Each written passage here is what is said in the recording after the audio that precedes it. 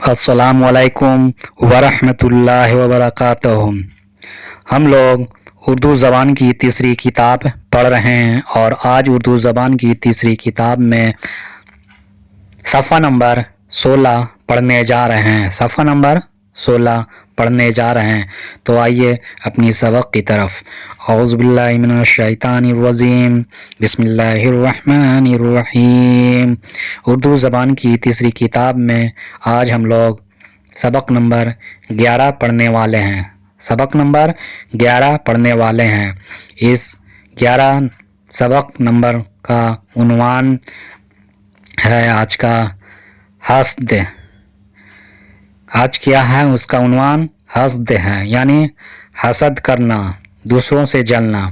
تو آئیے پڑھتے ہیں اور اس سے کچھ اگر سبق ملتا ہے تو اپنی زندگی میں ان کو بھی ان حسد سے بچنے کی کوشش کریں گے انشاءاللہ۔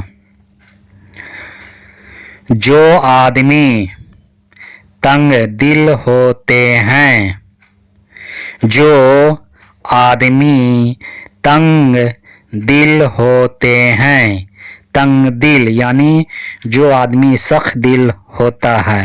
تنگ دل کا مطلب ہوتا ہے سخت دل ہونا۔ وہ اوروں کی بہتری دیکھ نہیں سکتے، وہ اوروں کی بہتری دیکھ نہیں سکتے، خاص کر اپنے عزیزوں، خاص کر اپنے عزیزوں، دوستوں یا ہم پیشوں کو اچھی حالت میں پاتے ہیں،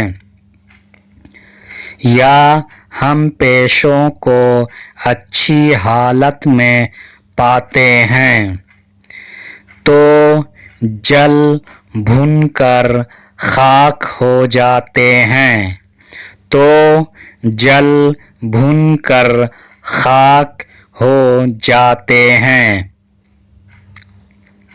ایسے آدمیوں کو حاسد حاسد کا مطلب کیا ہوتا ہے؟ جلنے والا، جو دوسروں کو دیکھ کر ہمیشہ جلتا ہے اس کو حاسد کہتے ہیں۔ ایسے آدمیوں کو حاسد اور اس کمبخت عادت کو حسد کہتے ہیں، اور اس کمبخت عادت کو حسد کہتے ہیں۔ حاسد آدمی اپنے سوا سب پر آفت و زوال چاہتا ہے۔ حاسد آدمی اپنے سوا سب پر آفت و زوال چاہتا ہے، لیکن اس کا چاہا نہیں ہوتا، اس کا چاہا نہیں ہوتا، اس لیے وہ ہمیشہ رنج و کلفت میں مبتلا رہتا ہے، اس لیے وہ ہمیشہ رنج و کلفت میں مبتلا رہتا ہے۔ اس کی یہ بری عادت ایک خدائی مار ہے جو ہر دم اس کی گردن پر سوار ہے، جو ہر دم اس کی گردن پر سوار ہے۔ حاسد جو اوروں کی تباہی، حاسد जो औरों की तबाही और बर्बादी चाहता है। हासिद जो औरों की तबाही और बर्बादी चाहता है, वो अक्सर अपनी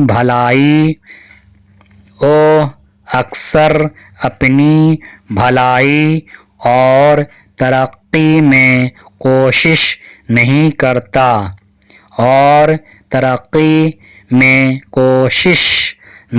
करता। उसको अपने बनाने की इतनी फिक्र नहीं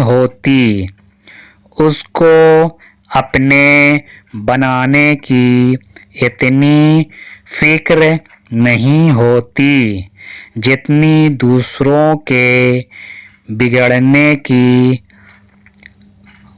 आरज़ू होती है। जितनी दूसरों के बिगड़ने की आरज़ू होती है। इसलिए वो रोज़ बरोज़ काहिल होता जाता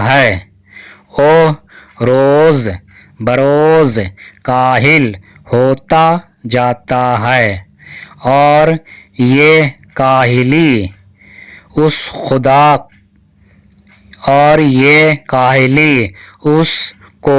खुदा की नेमतों से महरूम रखती है और ये काहिली उसको खुदा की नेमतों से महरूम रखती है। जब हसद की बीमारी जोर पकड़ जाती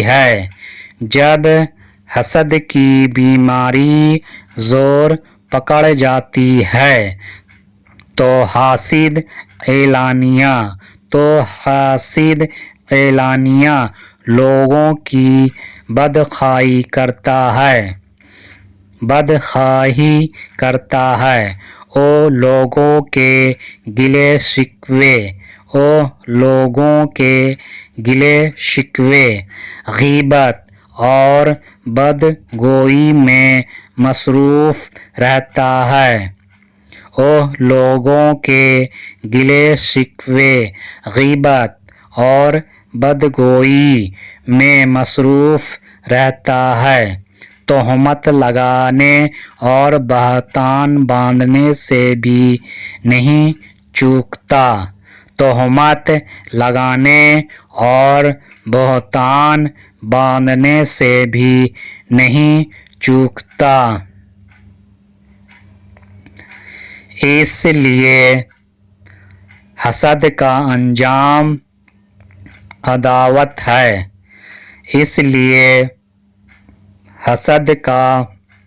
अंजाम अदावत है और अदावत भी एक दो से नहीं बल्कि हर खुश नसीब उसका दुश्मन है। एक दो से नहीं बल्कि हर खुश नसीब उसका दुश्मन है। यहाँ पर एक शेर है। यहाँ पर हसद का ऊपर एक शेर दिया गया है। आइए इस शेर को पढ़ते हैं। हासिद को एक दम नहीं राहत जहां में। हासिद को एक दम नहीं राहत जहां में। रंजो हसद है जान है जब तक के जान में। रंजो हसद है जान है जब तक के जान में।